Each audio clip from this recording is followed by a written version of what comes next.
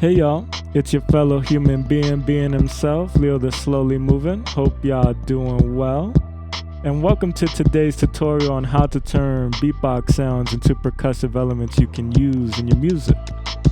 We're going to be using EQ and amp modelers to achieve this, but overall we're just going to have some fun and see what happens. So join me on this journey and enjoy the ride. Okay, so before I begin, I would like to preface this by saying that I am using Reaper as my DAW software and NVDA as my screen reader for this tutorial.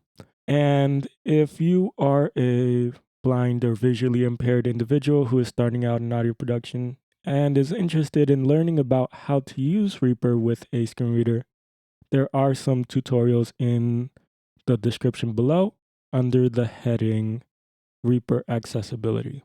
For this tutorial, I am not going to route NVDA so you can hear it as we're going along, but I will make sure to highlight any necessary key commands that you will need in order to perform actions within Reaper.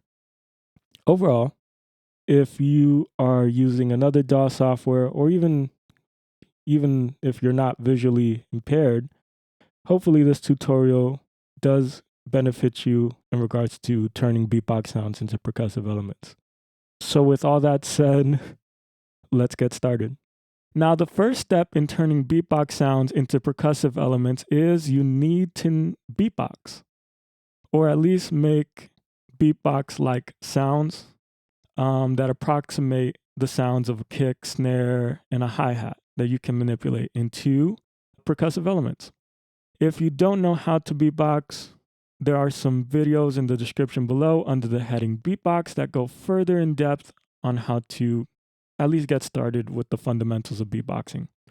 I wouldn't say I generally beatbox like this, but at the end of the day, these videos are just guides, and whether you decide to make beatboxing a part of your life or not, you're just gonna be using these sounds to turn them into kick, snares, and hi-hats. So yeah, without further ado, let's get beatboxing.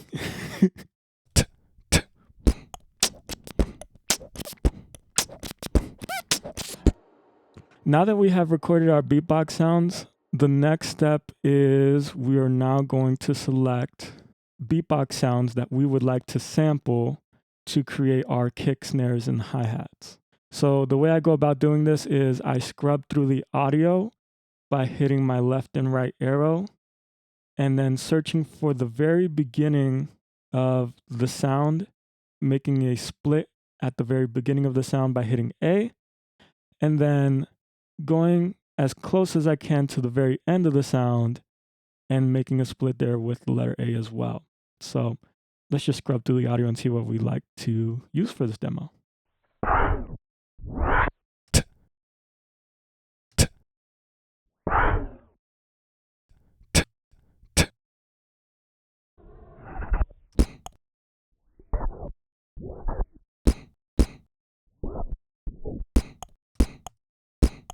Okay, split there.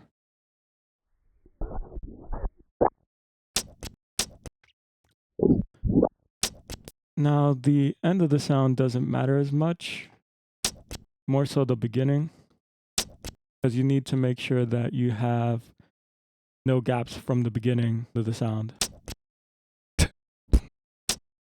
Okay, so I think we have all the sounds we need. So we have our hi-hats, the kick, and then we have our snares. They don't sound like much, but by the end, it will sound a whole lot more like drums. So the next thing after you have found the sounds that you're wanting to use is you import them into RS5K or Reaper's inbuilt sampler, or just into your own DAW software and play out an arrangement. So let me see how they sound. Now, before I actually create an arrangement, I'm gonna pitch the snares down.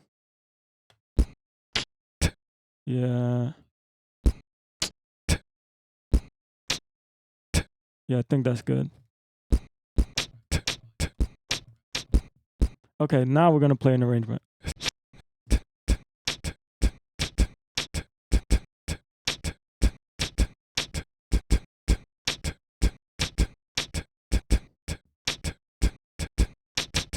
Okay, so for this next step, we're now going to do some preliminary noise shaping on our beatbox sounds using EQ.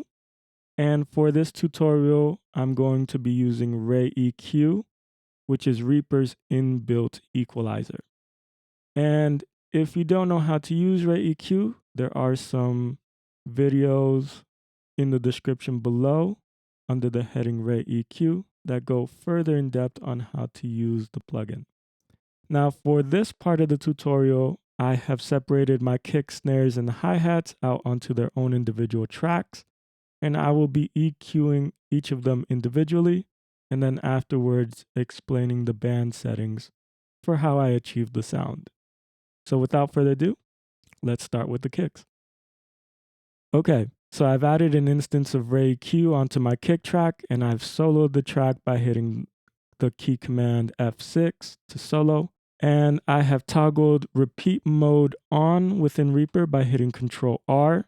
So that way, once I hit play on my audio, it will continue to play until I decide that I'm done working with the audio. So yeah, let's begin.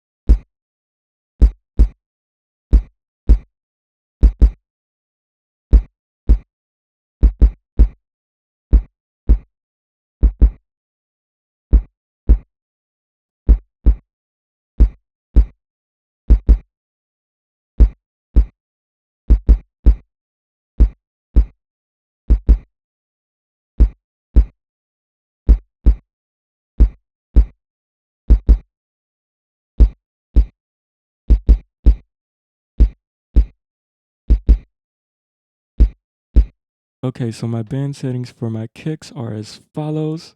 I have 3 bands.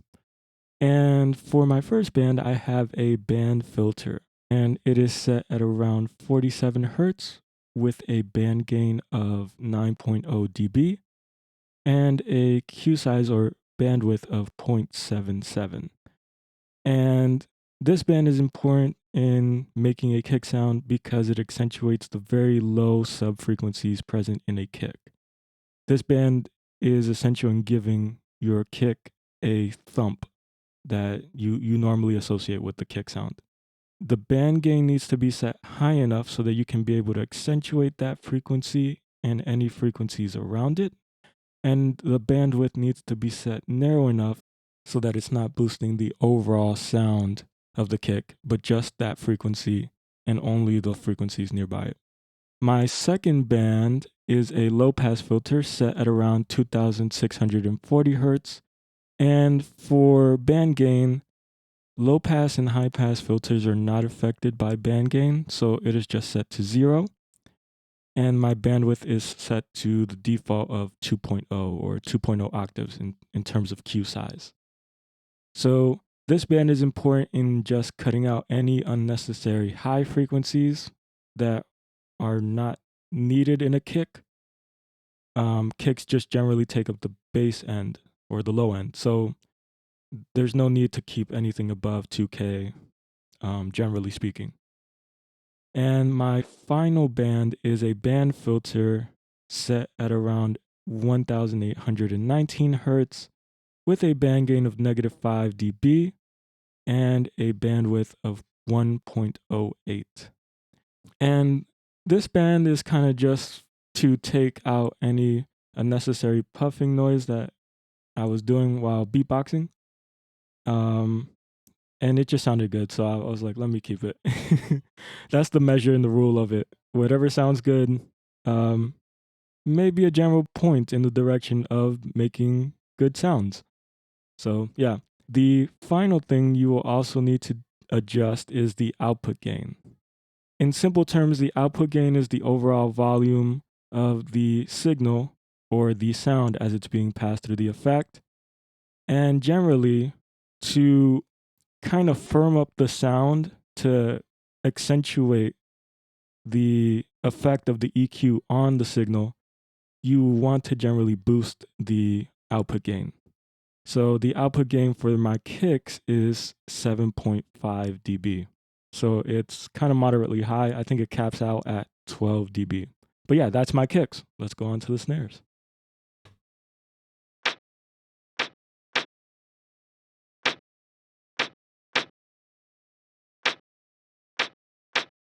Okay.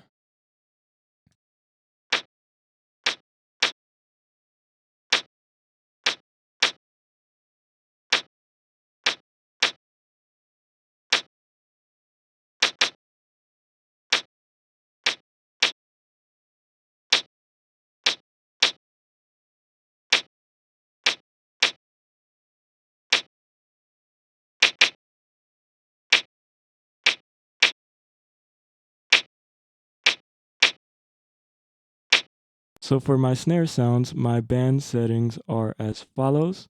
I have 3 bands. My first band is a high pass filter set to 445 hertz with a bandwidth of 2.0 default. And this band is just to cut out any unnecessary frequencies below 400 hertz.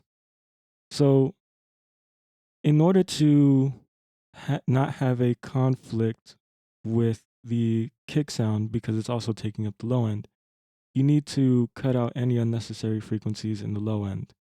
That way, there's still some body within the snare sound so that it doesn't sound too thin, but there is not too much to where it's conflicting with any bass frequency instruments, such as kicks. And my second band is a low pass filter set to 5236 hertz with bandwidth set to 2.0. And this is just to cut out any unnecessary frequencies above 5K. And this is just to control that your snare sound doesn't sound too overly bright in the mix whenever you're playing your kick and snare sounds. And my third band is a band filter set to around 2212 hertz, and it has a band gain of 6.8 with a bandwidth of 0.8. So this is just to do a general boost of the sound. I was sweeping up and down the spectrum to see how it would affect the snare sound, and it just ended up sounding cool. So I just decided to leave it at that. It kind of gave it a sense of sharpness and definition that I like in a snare sound. And my output gain is set to 8.8 dB. So it's boosting a little bit higher than your kick sounds. Now let's go on to our hi-hats.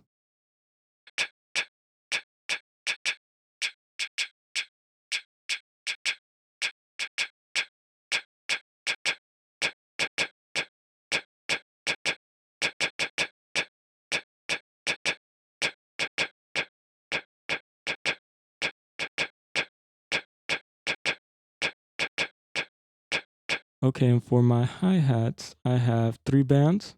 My first band is a high-pass filter set at 1111 hertz with bandwidth set to default. And this is just to cut out any unnecessary frequencies below 1K. So generally, I think you can go as low as maybe 700 hertz if you want to maintain a little bit more body in your hi-hat sounds. But I just decided to end up here just so that I capture the t sound while having a little bit of body. So not enough to where it conflicts with either the snare or the kick. For my second band, I have a low pass filter set to 3917 hertz with bandwidth set to default. And the purpose for this band is to also cut out any unnecessary frequencies above 3K or basically 4K. I think you could go as high as 5K if you want to allow a bit more brightness to be in your hi-hat sounds. But I think anywhere between 3K and 5K is a good range to mess around with. you don't want it to be overly bright so that it's interfering with the snare sounds as well and frequencies within that range. And for my third band, I have a band filter, and it is set to 3260 hertz. And the band gain is set to 8.2 dB with a bandwidth of 0.74.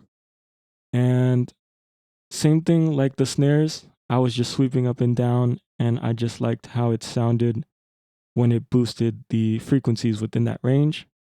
So it's a matter of just messing around with filtering and sweeping around for just to see what kind of frequencies could add something interesting to your sounds. And my output gain is set to 9.5 dB. So it's even higher than the kick and the snares. So in all these cases, when I'm boosting the output gain, the main purpose is to kind of help accentuate the characteristics of the signal that are being passed through the EQ. It's not that you boost them up to the max and it will influence your sounds to sound great, but it's more so at what point does this sound like it's distorting the signal and you should probably back down. For each of these sounds, your EQ decisions, how you influence the band gain, how you put the band gains, the frequency settings, whatever you're boosting in terms of your band gain, will also affect how loud the output gain needs to be. And also the sound itself. If the initial sound on input doesn't sound too loud, you may need to boost a little bit higher. So yeah, I thought I would also give that heads up as well. So yeah, that's the end of that. Now let's go on to our next step. Okay, so for this next and final step, I will now apply an amp modeler to my beatbox sounds. And this step is optional depending on how you feel about your results that you got after EQing the sounds. But basically, I like to do this because it kind of does some further noise shaping to make them sound more like kick snares and hi-hats, or at least something interesting that it just sounds pretty cool. And you can also just like, if you just want to forgo EQing and you just want to do amp modeling, you can do that as well, or vice versa. It just all depends on what you're going after. But I like to do this after EQing just for fun. Now, an amp modeler in simple terms is a plugin that helps simulate the effect of an amplifier on a given sound source or instrument. And an amplifier in simple terms is just a piece of hardware that amplifies a given sound source. Mainly they are used with guitars, but as a plugin, amp modelers can be used on any given sound source that you would like to use them on. And if you would like to know a little bit more about amp modelers, amplifiers, and so on and so forth, there is some links in the description below under the heading Guitar Info. And you can also find the amp modeler that we will be using in the description below as well. Now, there are two plugins that come stock with Reaper that are amp modelers, and they are Convolution Amp / Cab Modeler and Dual Convolution Amp Modeler, or Convolution Dual Amp Modeler. They basically can do the same thing that I will be doing here, but the only thing that they won't give you is flexibility of adjusting the effect to your liking. They only give you presets that you can toggle through that simulate different model types. But for this demonstration, I will be using Blue Cat Audio's free amp, which as the name indicates is free. And it has a whole bunch of sliders that you can adjust via the parameters list. It's not accessible to blind users via the effects window. And so without further ado, what I'm going to be doing is I'm going to first apply the effect and adjust it on each of the tracks, and then afterwards describe the overall settings for each of them afterwards. And for my kicks, I'm gonna tell you what the sliders are available to you and how to get to them, and then what they do, and just go from there. So yeah, let's start with the kicks. Since Blue Cat Audio's free amp is not accessible via the effects window, you hit the letter P on your kicks track or snare track or whatever, and then you look for the plugin in the context menu that pops up. And once you have found Blue Cat Audio's free amp, you can just hit enter to access the sliders. So the first one is a gain knob. I'm not going to be messing around with that one at this point. But the second slider is model type. And at the moment, it is set to classic clean, which sounds something like this. And something to highlight here before I continue. If you want to play the audio, you have to hit control space to activate the audio so it begins playing while you're in the sliders list. Otherwise, hitting space will do nothing. So yeah, it's at the classic clean, which is at 0%, and it has 3 model types. So the first one is classic clean. The second one is in between 25% to 75%, which is classic drive, which sounds something like that. And then the third one is set to 100%, which is modern drive. I'm going to probably go back to classic clean. And from here, there's a drive slider, which kind of adds distortion to your sounds. The highest is 11, which kind of makes it sound more like an 808. And that's just plain old kick going through. The next 3 sliders that follow after drive are what seem to be gain sliders that affect different frequency ranges. The first one is bass, and this one affects bass frequencies. And usually I have this one all the way up. For kicks, I'm gonna adjust it as we go along. And the second one after it is mids, which affect mid frequencies. And I'll adjust this one as we go along. And the third one is treble, which affects high frequencies. And I'll adjust this one as we go along. And then tone. Tone is like a brightener / darkener to your sound. So I don't really know how else to describe it apart from that. So with that said, let's get adjusting.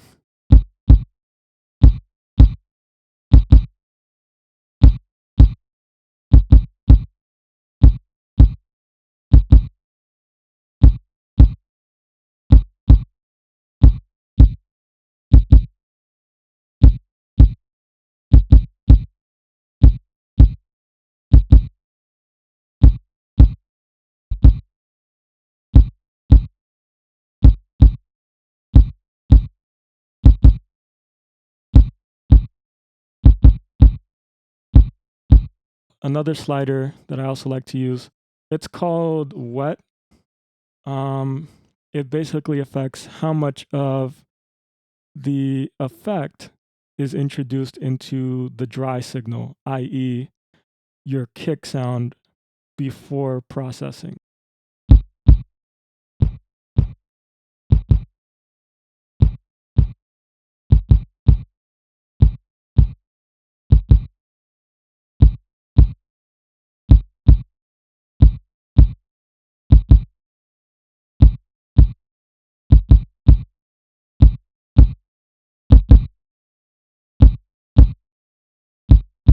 Okay, so for my kick sounds, my amp settings are as follows. So for my model type, I have it set to classic clean. For my bass gain, I boosted it up to 11.2 dB so that it gives it a bit more weight to the low end in the kick. And I reduced my mids and trebles by 0.8 dB and 4.8 dB respectively. And this is just because you don't really need a lot of mid and high frequency content in a kick sound. So you can reduce it down. And for tone, I decided to brighten up the sound a little bit. So I have it set to 78%. So it's moderately bright. And for my wet mix, I have it set to 60%. So a part of the unprocessed kick signal is passing through while still applying a bit of the amp processing as well. And the overall gain is set to negative 3.2 dB, just so that it doesn't sound like it's distorting the signal as it's being passed through the amp modeler. And that's it. Let's go on to the snares.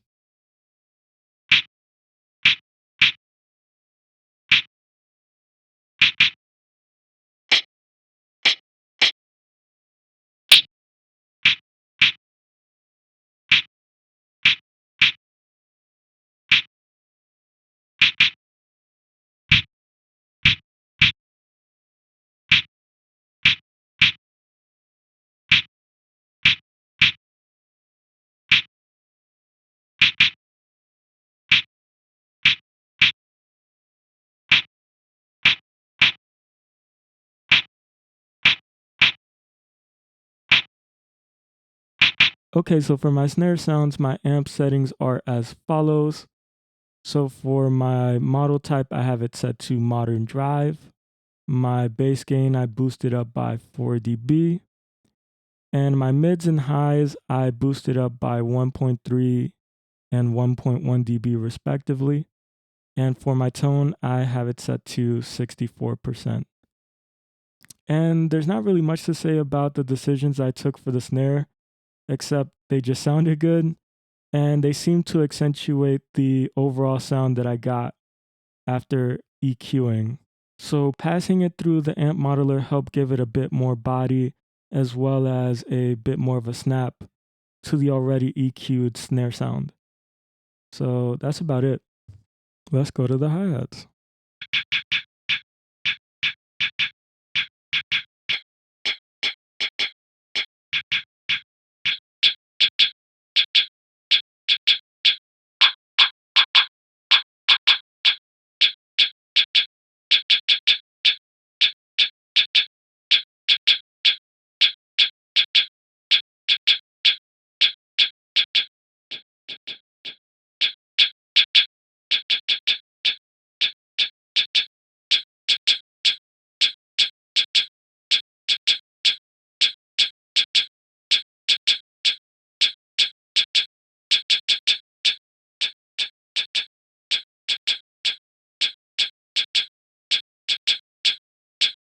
Okay, so for my hi-hats, my model type is set to classic clean, and my bass gain is reduced by 10.4 dB. My mids is reduced by 9.6 dB, and my trebles is reduced by 0.5 dB. My tone is set to 80%, so it's moderately bright, and my wet is also set to 88%, so it's allowing a bit of the unprocessed signal to pass through while applying a high amount of amp processing to the hi-hats. There's not really much to say here. I just did this to taste on quick gut instincts, and it just sounded good to my ears. I just liked how it took the results I got after EQing and made them sound a bit more metallic. So that is something to experiment with amp modelers, is how does it help achieve a certain sound that you're going after, which in this case is like making my hi-hat sound a bit more metallic as opposed to just airy sounds. So yeah, let's play all the elements together and see what it sounds like.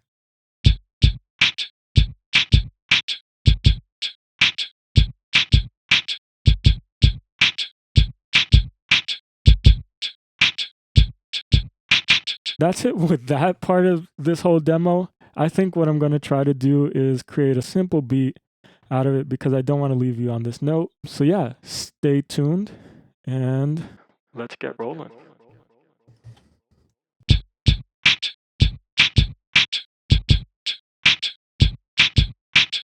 Let me add some FFT peak following filter to see what happens.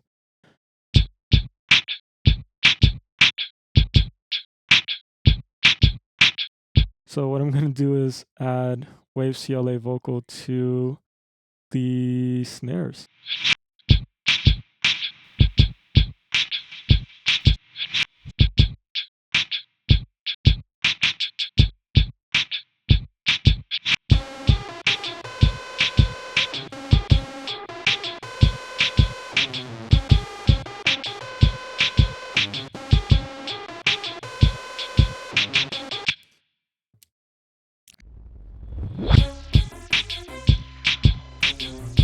Add some delay to this.